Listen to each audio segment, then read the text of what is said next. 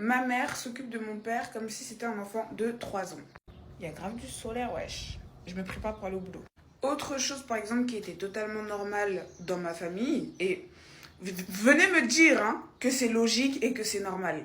Ma mère faisait à manger tous les soirs à mon beau-père. Mon beau-père n'a jamais fait à manger. Genre, allez, sur 10 ans, 15 ans, je sais plus combien d'années j'ai vécu avec lui, il a dû faire à manger 2 fois. 2 fois.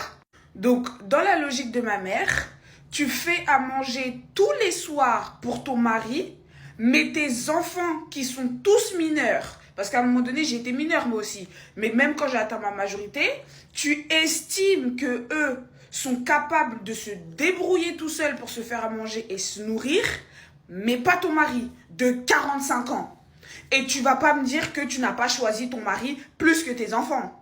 Jusqu'à quand elle part en déplacement, elle lui fait des petits perroirs d'1 semaine qu'elle met au congélateur. Elle lui prépare la bouffe en amont. Nous, on doit se débrouiller tout seul. Bah oui, parce qu'on est assez grand. Mais ton mari qui a 45 ans là, il est pas assez grand? Il est pas assez grand, Crary. Donc en fait, vous voyez pas qu'elle a inversé les rôles?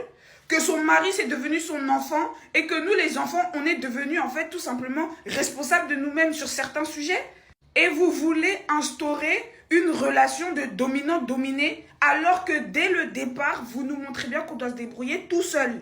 Mais ton mari, non. Pourtant, il a 45 piges, un grand tonton comme lui. J'ai une anecdote même à raconter quand on habitait à Blois, dans le 41 ou 40, c'est quoi, 41 000, oui c'est ça, 41 000 Blois. Ma mère, je sais plus où elle était partie, je sais plus si c'était, elle avait eu un rendez-vous, un voyage, ou elle était partie rendre visite à quelqu'un à l'hôpital, bref, elle était pas là pendant quelques jours. Vous savez que le monsieur nous a ramenés chez la femme de son ami pour qu'on mange? Non mais, en fait, cette histoire, je vais jamais oublier. Tonton B, je vais pas dire son nom ici, mais Tonton B, à Blois, elle, c'est sa femme qui nous a fait à Graille. Il nous a ramenés là-bas pour qu'on puisse manger. Tellement lui, non, faire à manger, c'est pas possible. C'est pas... Et tu te rends pas compte que tu sors avec un enfant.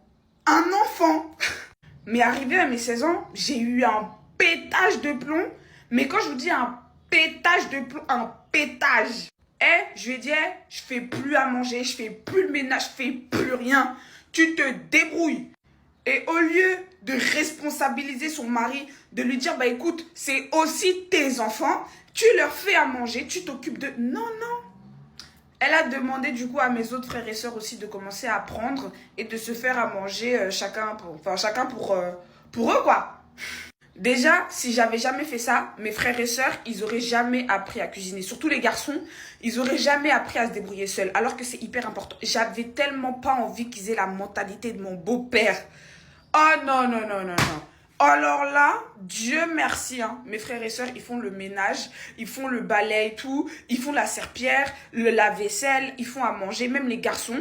Elle a fini par leur inculquer ça. Parce qu'à la base, elle avait aussi la mentalité, les femmes à la cuisine, les garçons au sport. Parce qu'effectivement, on n'avait pas le droit de faire des activités physiques, nous, en tant que filles à la maison. Moi, quand j'étais petite, j'avais pas le droit d'aller faire du sport dehors, alors que mon frère, il allait au foot.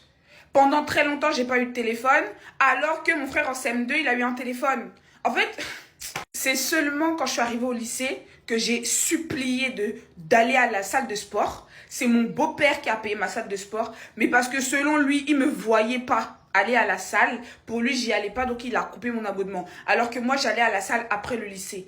Toute personne qui allait au lycée avec moi peut en témoigner que j'allais à la salle après le lycée, parce qu'on finissait parfois super tôt, donc je voyais pas l'utilité de rentrer chez moi pour ressortir alors que nos trains, on avait un train par heure dans la ville où on habitait, et que pour aller à la salle, alors que je peux aller à la salle là en fait. Mais non, parce que monsieur me voyait pas sortir de la baraque pour aller à la salle, selon lui j'y allais pas, selon lui il payait pour rien.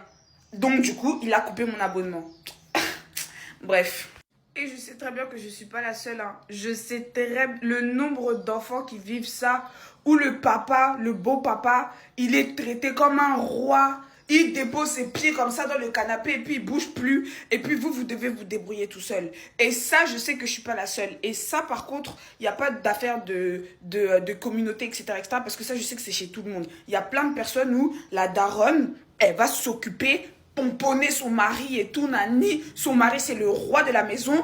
Et ces gosses, ils se débrouillent. Mais ça aussi, ça doit changer. Comme je l'ai dit, je vais parler de tout sujet, que ça concerne que ma communauté noire ou que ça concerne toutes les communautés, je vais parler. Et ça, je sais que je suis pas la seule à le vivre. Donc, à un moment donné, le dénoncer, c'est important. Parce que ça suffit, en fait. Vous êtes là à faire comprendre à vos enfants, tous les 4 matins, qu'ils doivent se débrouiller tout seuls, qu'ils sont assez grands pour ci, qu'ils sont assez grands pour ça. Et à côté, nous, le visuel qu'on a, c'est que tu t'occupes de ton mari de 45 ans comme si c'était un enfant de 3 ans. En fait, non mais tu pars en déplacement, tu lui fais des petits perroirs que tu mets au congélateur pendant une semaine et tes gosses, ils se débrouillent. Ah non, vous êtes assez grand, vous vous débrouillez, j'ai fait les courses, voilà, hein, vous vous ferez des pâtes, vous vous ferez des frites, voilà, vous vous débrouillez. Et tu trouves ça normal. Et que aujourd'hui... Stop, je vais au boulot.